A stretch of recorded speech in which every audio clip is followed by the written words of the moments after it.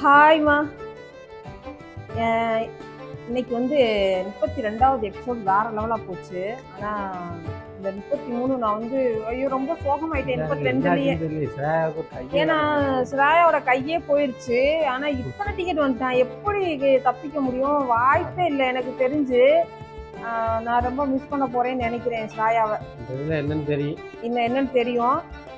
Writers இன் Tamil episode வந்து 33வது episode பார்க்குறதுக்கு முன்னாடி ஒரு லைக் பண்ணுங்க. உங்களுடைய லைக் எங்களோட ஹாப்பினஸ். ஆனால் இன்னைக்கு எங்களுக்கு சோகமாக தான் இருக்கு. வாங்க நம்ம வீடியோக்குள்ள போகலாம்.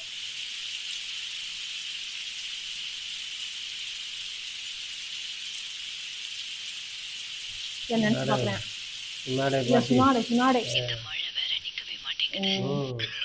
நினைச்சு பார்க்குறேன்.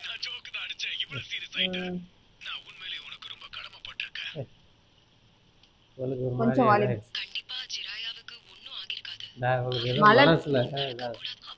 மழை பெய்ய இங்க திரும்ப வரமாட்டேங்கிற.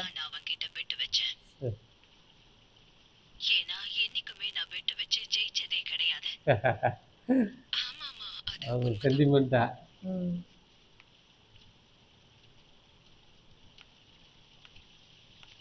சோகமாயிட்டாங்க. இருந்தாலும் மனசுக்கு அவளுக்கு வந்து ஒரு மனுஷனை வலிமையாக்கும். ஆனா உண்மையிலேயே அது மட்டும் கிடையாது. அது ஒவ்வொருத்தரோட தனிப்பட்ட விருப்பத்தை பொறுத்து இருக்கு. எப்படி எல்லாம் டயலாக் அடிச்சான் நினைச்சு பாக்குறா. அவன் திரும்ப வந்த பிறகு நிச்சயமா ஏதாவது பண்ணி அவனை நான் டென்ஷன் ஆக்கிடுவேன். ஆனா மழை விடாம பெய்யுது. அது சகுனம் சரியில்லைன்னு நினைக்கிறான். அவனோட பிளட் நீ யாருன்னு முதல்ல சொல்லு, நான் தெரிஞ்சுக்கணும். எங்க 6 பேரையும் ஒன்னா குறிக்கக்கூடிய வார்த்தை தான் அது. ஒரு தரமான ஆளா இருக்கானே. நீ வந்து இந்த முகம் யாகிக்கோ. இது யாகிக்கோ தானே? ஆமா, அப்படி ஒருத்தர் இங்க இருந்தான்ல. அவர் செத்து போய் பல நாட்கள் ஆகுது. இங்க என்ன நடக்குதுன்னு எனக்கு ஒண்ணும் புரியல. அவன் இறந்துட்டான் தானே நீ சொன்ன. ஆனா உன்னுடைய கண்கள் என்ன பார்த்தா யாகிக்கோ மாதிரி தெரியுதா? நீங்க தானே அவனோட முன்னாள் டீச்சர். யாகிக்கோ என்னைக்கோ செத்து போயிட்டான். இப்போ மிச்சம் இருக்கிறது பெயின் தான். வார்த்தைகளை வச்சு விளையாடுறது நிறுத்து. உனக்கு எப்படி அந்த ரெனிகன் கிடைச்சது? நீ என்ன பேசிக்கிட்டு இருக்க ஜிராயா? அவங்க மத்தியில என்னுடைய முன்னாள் மாணவன் ஒருத்தன் இருக்கான். அப்ப அவனோட கண்கள்ல ரெனிகன் கிடையாது. எனக்கு எல்லாமே குழப்பமா இருக்கு. அப்போ மொத்தமா 2 சில்ட்ரன்ஸ் ஆஃப் ப்ராஃபஸி இருக்காங்களா? இல்ல, அப்படி இல்ல. கண்ல இருக்கிற ரெனிகனை பார்த்த உடனே அவனை நாகட்டோன்னு நான் நம்பிட்டேன். எனக்கு தெரிஞ்ச நாகட்டோக்கும் இவனுக்கு நிறைய வித்தியாசம் இருக்கு. இன்னும் நல்லா கூர்ந்து கவனிச்சு பார்த்தா எனக்கு தெரிஞ்சு என் கண்களால பார்த்தாங்க யாருமே நாகட்டோ மாதிரி தெரியல. ஆனா இன்னொரு விஷயம் பார்த்தா இங்க யாரோ ஒருத்தன் யாகிக்கோ மாதிரி இருக்கா. ஆனா இங்க இருக்கிற யாரோ ஒருத்தனோட கண்கள்ல நாகட்டோட ரெனிகன் இருக்கு. அப்போ இது யாகிக்கோவா இல்லனா நாகட்டோவா? உண்மையிலே இங்க இருக்கிறது பெயின்னா யாரு? நாங்க தான் பெயின் அப்படின்னு சொல்லப்படுற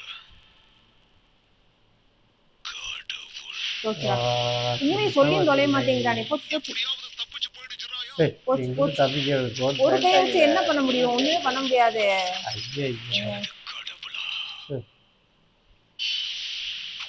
ஐயோ, யாகிக்கோ, உன் கண்ணு பார்க்கிறதுக்கு எப்படி நாகட்டோ கண்ணு மாதிரியே இருக்கு. நான் அதை உண்மையை சொன்னா கூட நிச்சயம் உங்களால என்ன ஜெயிக்க முடியாது. போச்சுடா. ஒரு கை இதாயிடுச்சு. சண்டெல்லாம் போட முடியாது. இதோட இதை விட்டுறலாம். தோக்கடிக்கிற வழியை கண்டுபிடிச்சிட்டா நான் சாவேன். இப்படி இருந்து பாரு. என்ன செய்யணும்? தப்பிச்சு ஓடி ஏதாவது அதுக்கான இது ஒண்ணு. நீங்க 6 பேர்ட்ட தப்பிக்க சமாளிக்க முடியாது. ஒருத்தரை மட்டும் உள்ள எடுத்து போயிடுச்சு. அவர் எங்க இருக்காருன்னு தெரியல. உள்ள எடுத்து போயிடுச்சா?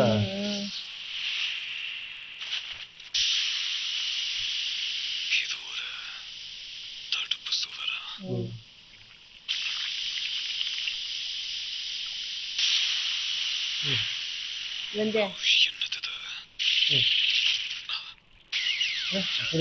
போட்டு கட்டவே இல்லையா?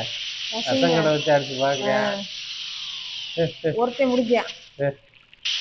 எங்க முடிக்கிறேன் முடிஞ்சாப்புல இருந்து திருப்பி வந்துடுறேன் இங்கே. அவங்க வந்து ஏதாவது பண்ணாத்தேன்.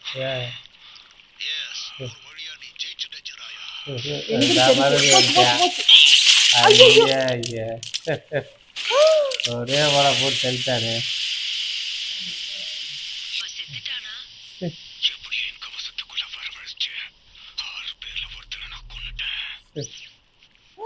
ஒருத்தரை கொண்டுட்டேன்னா ஒன்னே போட்டானே.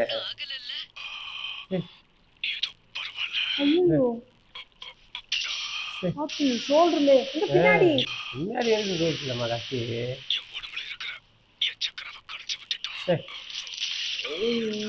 ஐயோ தவக்காலம் ஏதாவது செய்யுதுலான்னு பாரு.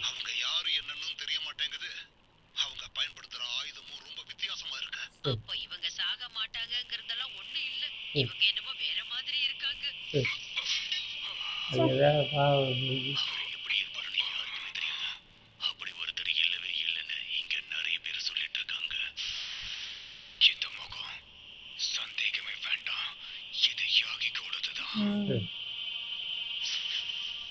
இந்த கொண்டாடி இவனும் இதாகிட்டானே. எப்படி வந்துச்சு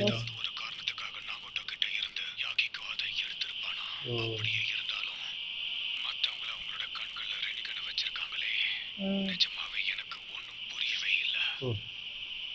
அதுவும் இல்லாம அந்த வலி என்னன்னு நமக்கு புரிய வரும்போதுதான் மற்றவங்களை நினைச்சு நாம இறக்கப்படுவோம். அதுதான் மனித நேயம். அதுதான் நம்மள முழு மனுஷனாக்கும். நீங்க சொல்ற எதுவும் எனக்கு சரியா புரியல. நீ வளர வளர அது யார் அது நாய்த்தோவா? அவன் அந்த கண்ணுக்கு சொந்தக்காரன். என்ன சொல்ல வரீங்க? ஆமா, நீ வளரப்போ எது தப்பு எது சரின்னு உனக்கே நல்லா தெரியும். இங்க ஏகப்பட்ட பேர் இறந்து போயிருக்காங்க. அந்த வலிதான் என்ன மொத்தமா வளர வச்சது. இத வச்சு பார்க்கும்போது ஒருவேளை இவன் தான் நாகோட்டோவா இருப்பானோ. அந்த இது மார்க்கு நெத்தியில ஏதோ ஒரு மார்க்கு. இல்ல இது வேற யாரும் தெரியலையே.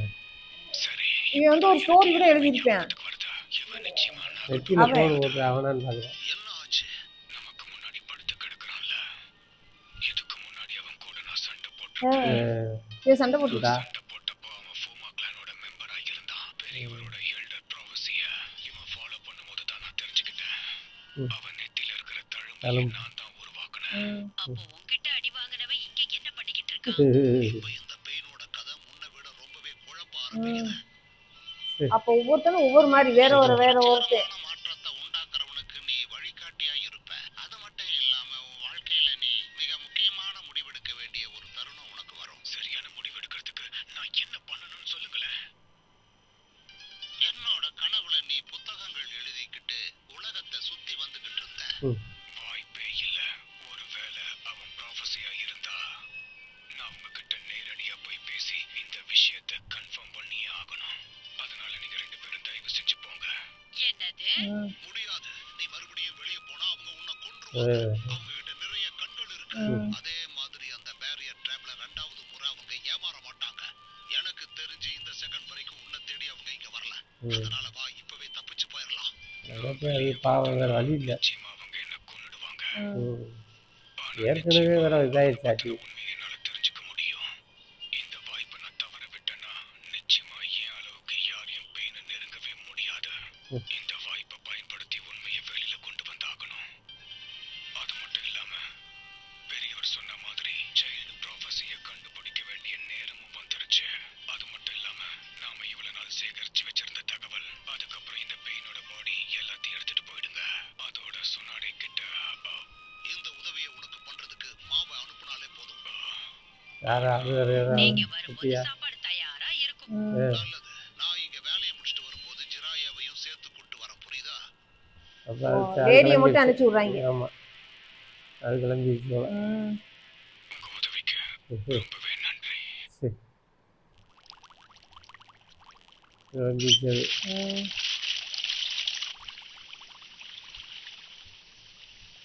திரும்ப அதே இடத்துக்கு வந்துட்டாங்க.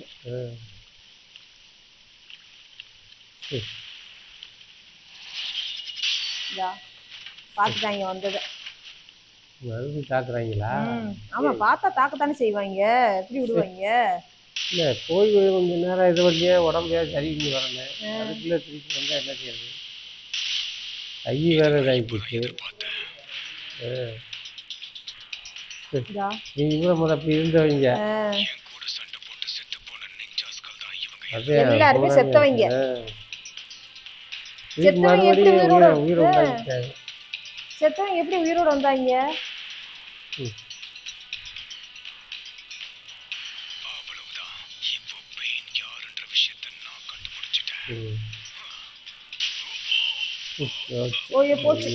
ஐயோ ஓட்ட ஓடல ரத்தம் பூரா கைக்கிட்டேன். ஐயோ ஐயோ போட்டு அனுப்பிட்டானே அப்படியே ஒரே போட இத்தனை அது கொண்டுட்டாங்க.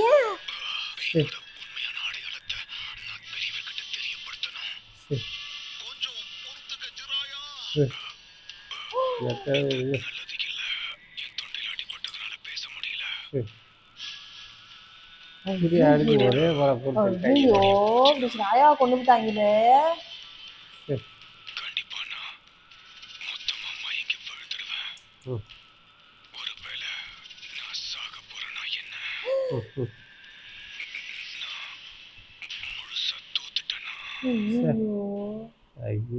என்னங்க இப்படி கொண்டு வந்துட்டாங்க? முதல்ல இவ்வளவு பேர்த்த வேலை பண்ண முடியாது. இதை போய் இது பண்ணி தயார் பண்ணி வரணும். அது தேவையில்லாத வேலை பண்ண. ஐயோ இவன் இருந்தது நல்ல சுவாரஸ்யமா இருந்துச்சு.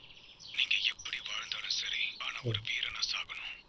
ஒரு நெஞ்சாவோட வாழ்க்கை எத்தனை நாள் வாழ்ந்தான்றது இல்ல, ஆனா அவன் சாகிறதுக்கு முன்னாடி என்னென்னலாம் சாதிச்சான்றது. அதையும் எல்லாத்தையும் எழுதி இது வரைக்கும் ஒரு ஆளா போய் வாழ்க்கையில தோல்விகள் மட்டும்தான்.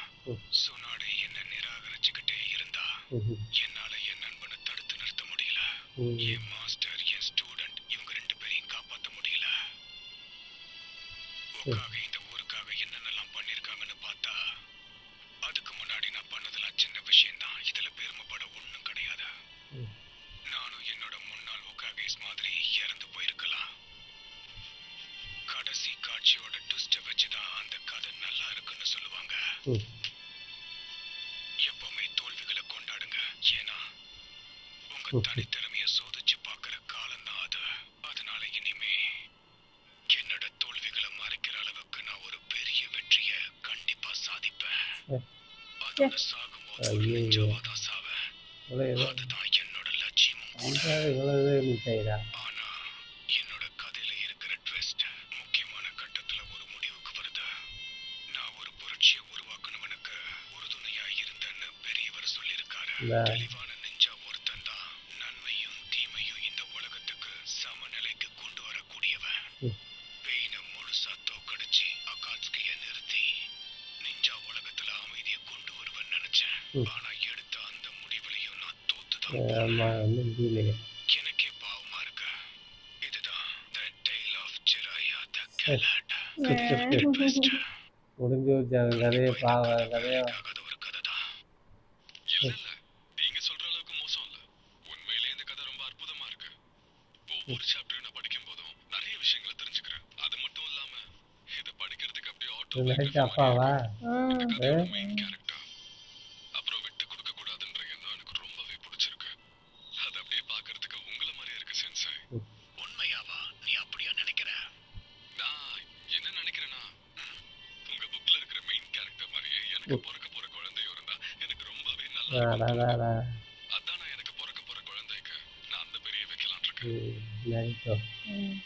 என்ன நிஜமாவா? நீ உண்மையதான் சொல்றியா?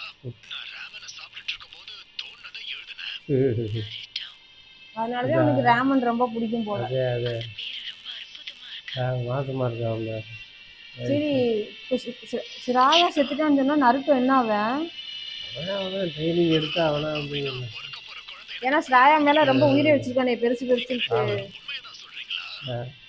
நீங்க தான் எனக்கு சென்சே ஜுராயா. இந்த உலகத்திலேயே நீங்க தான் எனக்கு சிறந்த நெஞ்சா. உங்களை மாதிரி இன்னொருத்தர் இந்த உலகத்துல இருக்கவே முடியாது. புரியுதா? எனக்கு எல்லாமே புரியுது. அந்த பையனுக்கு நான் எல்லாத்தையும் கொடுத்துருக்கேன். என்னைக்காவது ஒரு நாள் நானும் ஹோகாகே ஆவேன். அப்ப நீங்க என்ன தலை நிமிர்ந்து பாப்பீங்க. என் பேரு நருட்டோ உசுமாகி.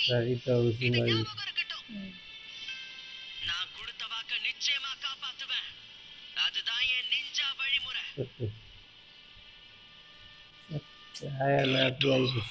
சே கடைசியில் அந்த நருட்டோ கதையில வர முக்கியமான கதாபாத்திரமா தான் இருக்க.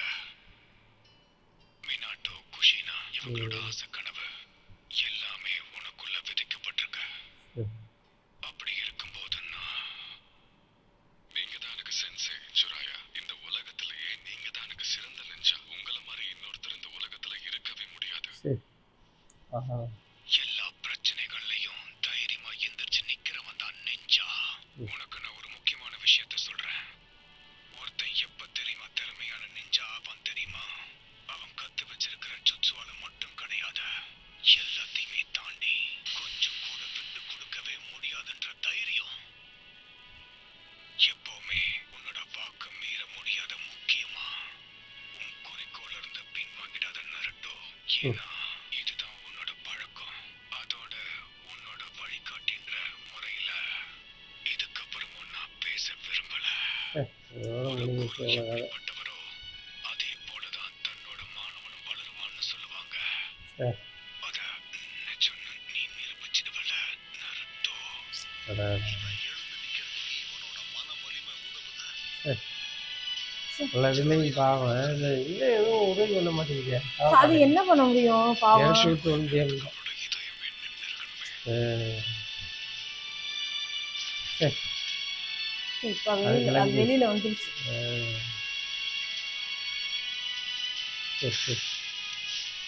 என்னைக்கும் தளர்ந்துடாத. ஏன்னா நான் அப்படிதான். என் வாழ்க்கையில என்னைக்குமே நான் தளர்ந்துடக்கூடாதுன்னு தான் இது வரைக்கும் இருந்துட்டு இருக்கேன். அவர் ரொம்ப அடம்பிடிக்கிறாரு. அவர் கதையை முடிச்சிடலாம். மறுபடியும் வர்றாங்க. இன்னும் எழுதி அப்புறம் அது தகவலை கொண்டு போகணுன்றதுக்காண்டி கோட் நம்பர் மாதிரி எழுதியிருக்காரு. எழுதி போடு.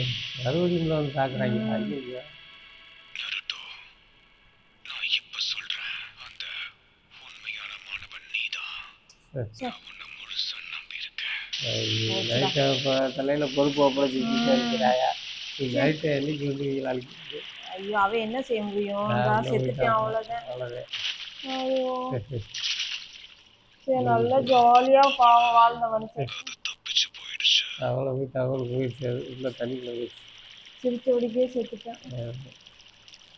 The Tale of Jiraiya Galland. இந்த முடிவு எல்லாருக்கும் நல்லா இருக்கும் நான் நம்புறேன். அதோட கடைசி சாப்டரோட பேரு கிணத்துல இருந்த தவளைகள் நிச்சயமா கடலுக்கு போய் சேரும். இதுவும் நான் நினைச்ச மாதிரியே நல்லாவே தான் இருக்க. இதோட என்னோட பேனாவுக்கு நான் ஓய்வு கொடுக்க போறேன். மறந்து போயிட்டேன். அடுத்ததுக்கு என்ன பேர் வைக்கிறது அத கண்டுபிடிச்சிட்டேன். The Tale of Naruto Uzumaki. கேட்கவே நல்லா இருக்கே. ஐயோ இந்த விஷயம் நருட்டோவுக்கு தெரிஞ்சா போச்சே, நயன்திலா மாறிடுவானே. ஐயோ பறந்து போய்கிட்டு இருக்காங்க. ஐயோ ஸ்ரா செத்தாவது தெரியாமையே போயிட்டு இருக்கானே அவனோட ஆன்மா.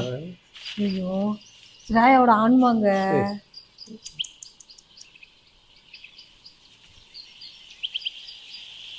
யாரை நேசிக்கிறாளோ அவ கூடவே இருக்குன்னு சொல்லுவாங்கல்ல, அது உண்மைதான் போலங்க.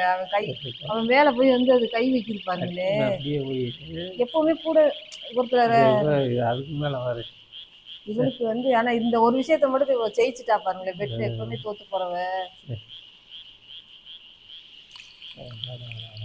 இதா ஒரு சொட்டு இதா அதனால போய் தப்பு சொல்லு.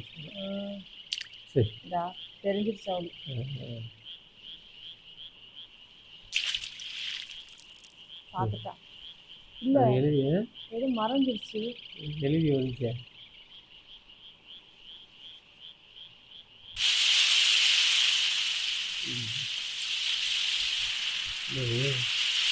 ஏதோ அலை மாதிரி இருக்கு.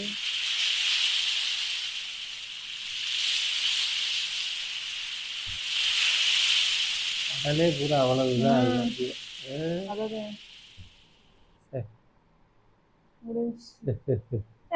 சரி. முடிஞ்சு டைலர் ஏது என் மனசு நொறுக்கிக்கிட்டே கிடைக்குங்கடா போட்டு அப்பா. ஏய் என்னடா இப்படி பண்றீங்க? என்னோட ஃபேவரட்டு நருட்டோ. இவன் நருட்டோக்கு அப்புறம் ஸ்ராயா சே ஆசிமா செஞ்சேன். ஆனால் இருந்தாலும் ஸ்ராயாவை எப்படி இப்படி சடனாக போட்டு தள்ளிட்டாங்களே அச்சா. கொஞ்சம் தப்பிச்சு போயிருந்துருக்கலாம், அதுக்குள்ள இது தப்பு. ஏன்டா அப்படி ரொம்ப கஷ்டமா இருக்கே இந்த எபிசோடு பார்க்கவே. எப்படி இவங்களை அழிக்கிறதுன்னு சாதாரண விஷயம் இல்லையே. அதுதான் அழிக்கிறதுக்கு நீ எவன் பிறந்து வர்றதா இல்ல, நருட்டோ தெரிஞ்சா நான் கோவப்பட்டாலே 90 மாறுவானே. இந்த கஷ்டம். ஒன்றும் சொல்றதுக்கு முடியலப்பா என்னால.